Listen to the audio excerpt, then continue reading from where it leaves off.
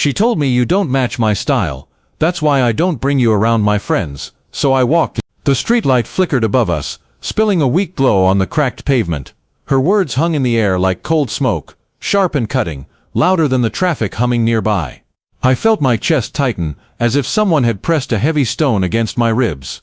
The wind carried the faint scent of fried food from the corner shop, but it only made my stomach twist. Her face was calm, almost rehearsed, as though she had planned this moment.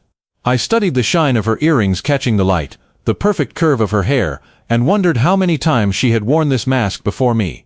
The sound of a bus braking in the distance dragged against the silence, like metal scraping against metal.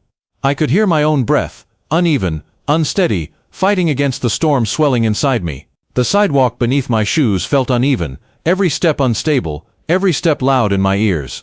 I wanted to speak, but the words clung to my throat like heavy stones, unmovable.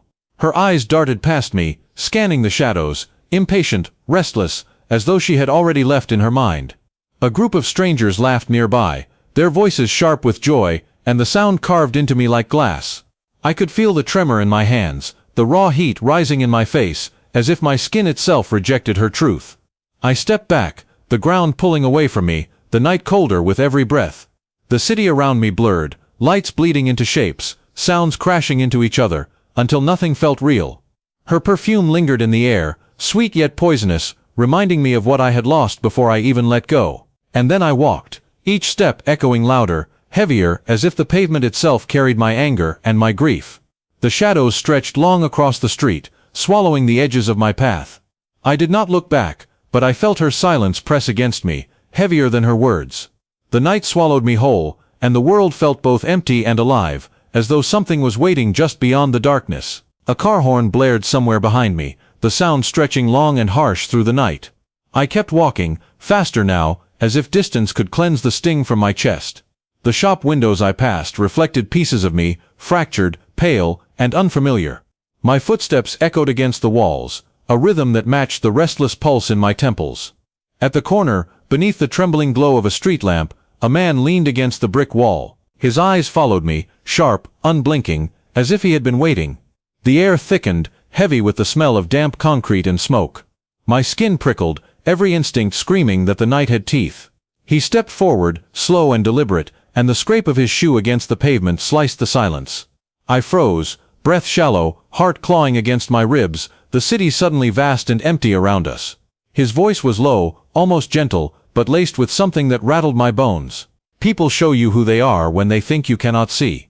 The words chilled me more than the wind, as though he had overheard the wound that still bled in my mind. Before I could speak, he turned and vanished into the shadows, leaving only the echo of his presence. I stood there, shaken, the night folding in around me, every detail sharper, every sound heavier.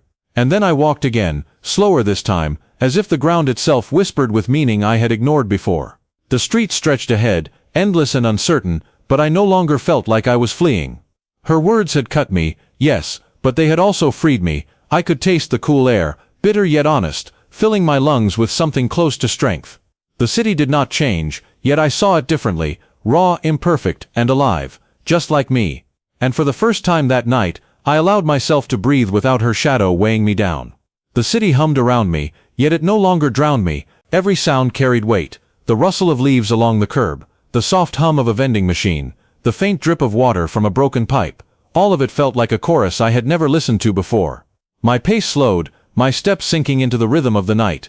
The ache in my chest was still there, but it no longer felt like a chain. It felt more like a scar being etched into place, sealing itself.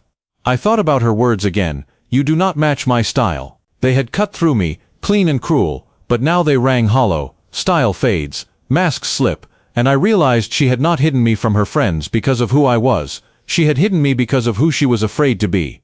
I stopped beneath another streetlight, this one steady, unblinking. Its glow fell over me, clear and sharp, as though it dared me to stand taller. I lifted my head and breathed in the night, long and deliberate. The air tasted metallic, tinged with exhaust and stone, yet it carried something fresh too, something unshaken.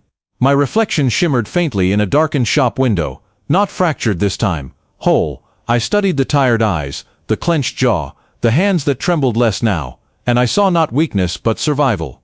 The man's words returned to me, People show you who they are when they think you cannot see. Maybe he was right. Maybe she had shown me everything I needed to know, even as she turned away. The truth hurt, yes, but the truth was mine to carry, and mine to grow from. A cool gust swept through the street, carrying scraps of paper across the pavement. I watched them dance into the shadows and vanish, free and unbound. I let myself keep walking, not rushing, not fleeing, each step steadier than the last. The night was no longer a place I wanted to escape, it was a place I belonged to, and as the horizon ahead stretched wide and unknown, I did not fear it. For the first time I welcomed it.